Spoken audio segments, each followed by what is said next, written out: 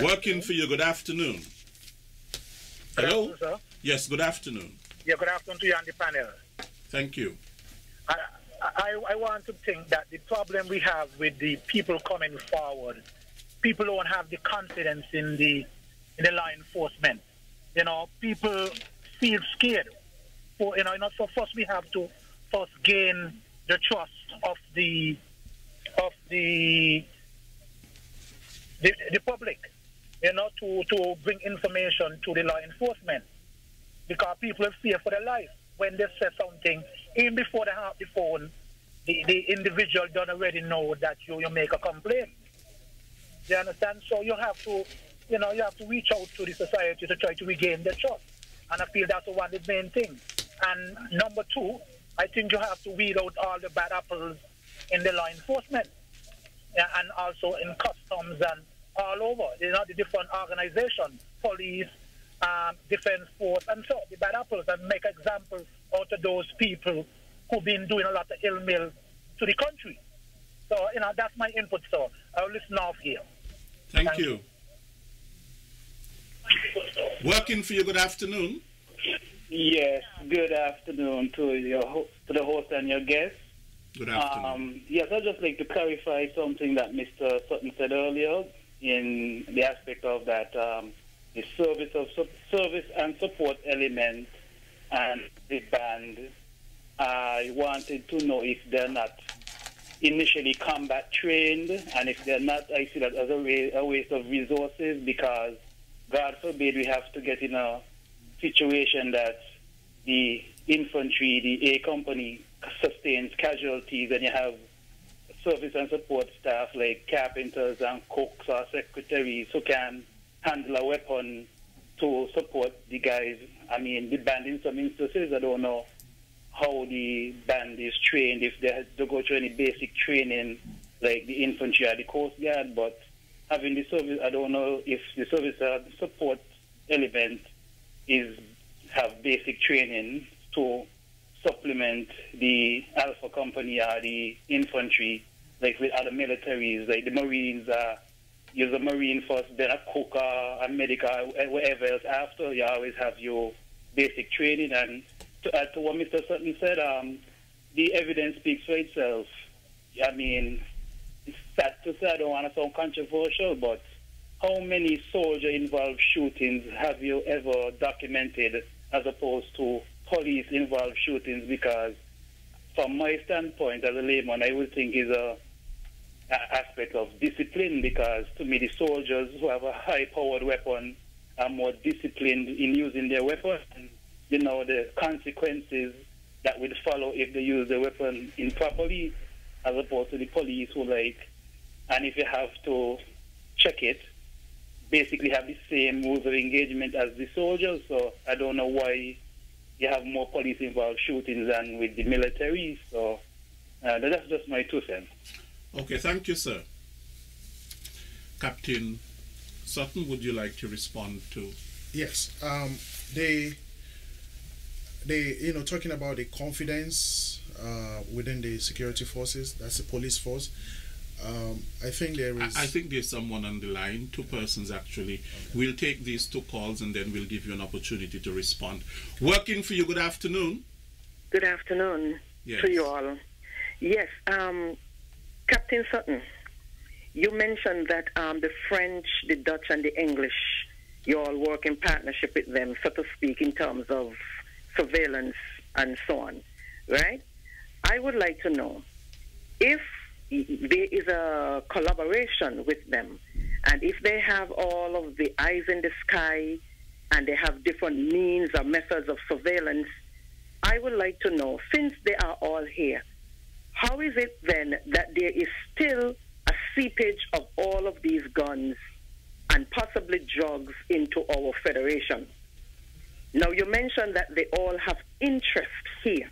What is that interest? Because if an interest isn't there to curb, because since they have all of these expertise, right, military expertise, how is it there isn't an interest to curb the flow of guns into the federation? Or is it an interest for them to ensure that these come in? Next question, You mentioned something about persons who want to join the army, and one of it is that you're looking at like criminality. Now, they have the plant that is called marijuana. People use it for different reasons. Some smoke it. Some use it in the tea or food, as the case may be. Now, when our men and women, especially young men, they are caught with a spliff or whatever, and they go to the court, they are given a criminal record. Now, I would like to know, right, if someone, unfortunately, very, very unfortunate that something like this has to happen, but if someone who wants to join the army has gone through that process where they're given a criminal record for a plant, is this a point of elimination for them? Are they regarded as a criminal so they cannot join the army?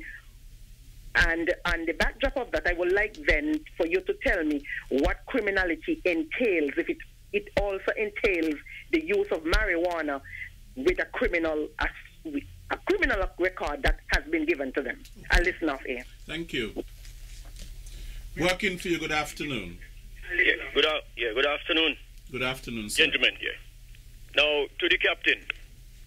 Captain, ever so often, we would hear on the news that another gun being taken off the street. And for the amount of guns that have been taken off the street, how come you are not able to tell the public, or you are not able to find out from at least one of those people who you all happen to take a gun from, where they get this gun? How come you all did not, you all do not make them tell you all where they get this gun? Because the gun ain't dropping out the sky. And like you say, our waters are properly guarded by stalwart and a lot of small boats them. And so therefore it is hard for people to seep through those boats with these things. And like a caller said before, these guns are coming in high places where we don't think that they would be doing that. And the last thing, now when you all go to the mountain, go hunt down marijuana, there is something else on the law books which is illegal. Well, how come you all don't find out about that one there? And you got soldiers in there when they don't pull up Mr. Tom marijuana and they harass Mr. Tom. They themselves turn around smoking marijuana. I know that for sure. But you see, there are certain things we can't tell people, security people, because they don't talk. But I know for sure that you got people in the soldiers up there smoke marijuana. When they're done, they go in the mountain, they go hunt, go harass people. Anyway, thanks for listening. Thank you, sir. Okay, we will now give Captain an opportunity to respond to your calls. Okay, thank you very much for those questions and the inputs. When you're talking about the situation of go ahead. Yeah, the situation of confidentiality with the police, you have the Crime Stoppers numbers, which is not, I understand, is not answered here. I think it's answered in Canada. Now, the person that answers the phone doesn't have no connection with you, can't know your voice, can't say, "Why, this is Tom from Challengers," or "This is Jones from Sandy Point." It sounds like they're Canadians, and then they relay the information to the police here so that they can act on it. So I urge people to use the Crime Stoppers number, because that's why it was created in the first place. And everybody in the society knows somebody within the force, and you will know someone that you will trust and be able to talk to and give them the information, because you know them, you trust them, and they will be able to deal with it. If you don't, you can find a soldier, come up the camp and talk to us too. We'll relay the information, pass on the information to the police. You also could go to any of the religious, the clergy, pastors and all that, and situations will be dealt with accordingly. And I guess your identity will be concealed. Talking about the persons serving within the force and having to weed them out. Again, the persons that are within the police force and the military here are from the same society that we live in. So they are product of the same society.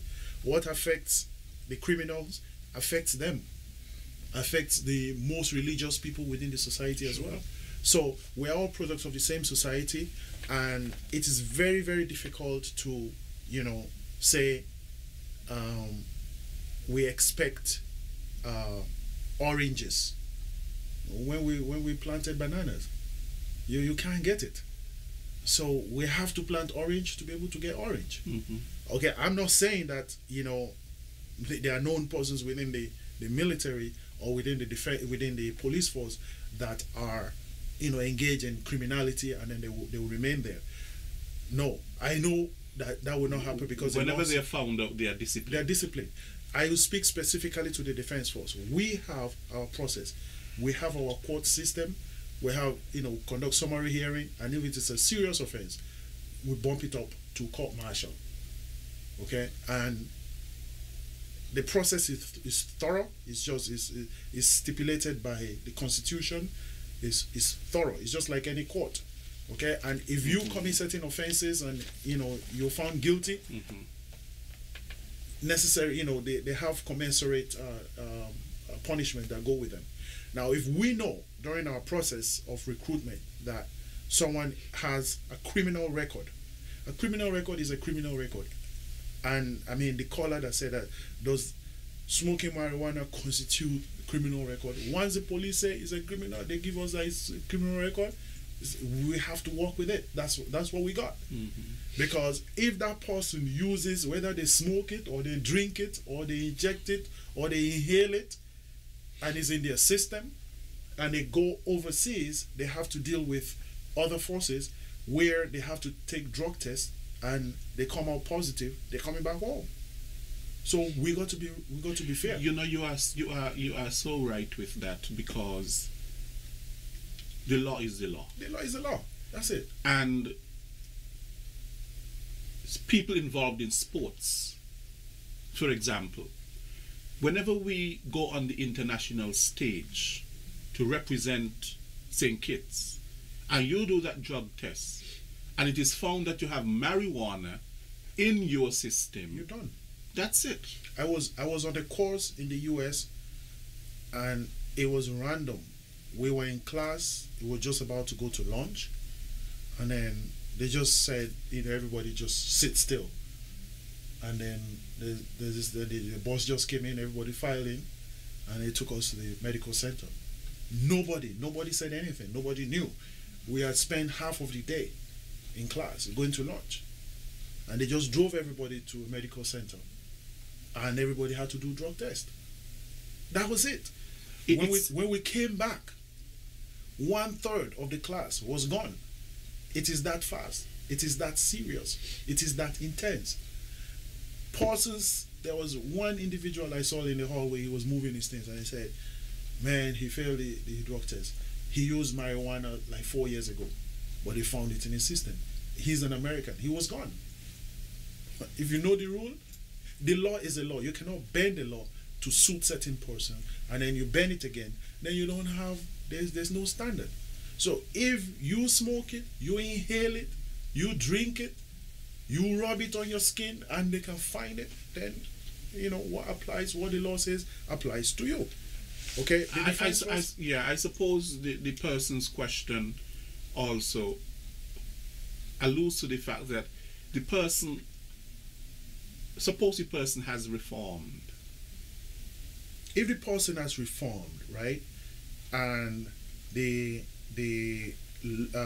record, you know, you see the police record. The police record says, you know, is this number of years and so on. But then we don't only go by police record. Okay, I don't want to go on air, you know, for security reasons. I do not want to say how we conduct our background checks on people. But there are other ways. It's not just by police record. Because you could say, yeah, I have, you know, I'm reformed. I don't do this and so on. Yeah, but then what we find out is totally different. There are people that go to church every Sunday, yes, and they're the worst criminal. and they will make the sign of the cross on their chest and everything, and go and sit down, and they will collect everything. They will sing, but it's human nature. Yeah. So you have to deal with facts, not speculations. Facts. Okay. So the collaboration with the international powers, the Dutch, the French, and the British and the Americans and so on, is ongoing. They have not stopped cooperating with us. I mean, we can see the significance of this in our yearly exercise, which is the exercise Trade Winds. Whatever happens in this region affects United States, because most times when you find out drugs passing through this area, they're not staying in St. Kitts. They're moving through St. Kitts. So the international friends that we have within the region are never going to relent their efforts to help, to support us, because doing it here is preventing those stuff from getting into their borders. So they're not relenting in that regard. And the gentleman that spoke about the police and in the police, how the police carry out the investigation. Like I say, I'm not the authority to speak for the police, but I know that the police do their jobs thoroughly. I can say that. But the thing is, the limitations are there. Okay, they have to operate within the ambit of the law of St. Kitts and Nevis, as well as international laws. So they're doing their work. Yes. In that regard, saying that the criminals, when they hold someone who is suspected, not a criminal, who is alleged to be a criminal or suspected in drugs or weapon, whatever, and they don't speak, well, I mean, they can't force them. I mean, they say, it was a big thing what happened in Iraq with the waterboarding and so on and all that, and nobody ever thought it was going to come out. There are certain things, some of those things constitute what you call war crime in times of war. And here, where it is no war, it is human rights abuses. The other point I want to make about soldiers smoking weed, which is an allegation that we take serious. If anybody within the society knows a member of the defense force that is smoking, they're seeing that is smoking, come, you can find me, talk to me. Smoking weed. Marijuana, because that is what alleged one of the callers said. I also want to tell... They can smoke cigarettes, but not weed. Not weed. Okay. Cigarettes, tobacco, people can use tobacco because it's not illegal. Cigarette is not illegal. But marijuana, if you say that soldiers are smoking marijuana, let us know. The process is there. The due process of law is there. It will take effect. Furthermore, maybe this might be consoling to that caller to let them know that the Defense Force engages in periodic drug tests, spontaneous drug tests as well. We do it regularly, Of the officers? Of everybody. Nobody is informed. You just... It's random. And a lot of these drug tests and other tests are coordinated with the regional security systems, even, not just locally.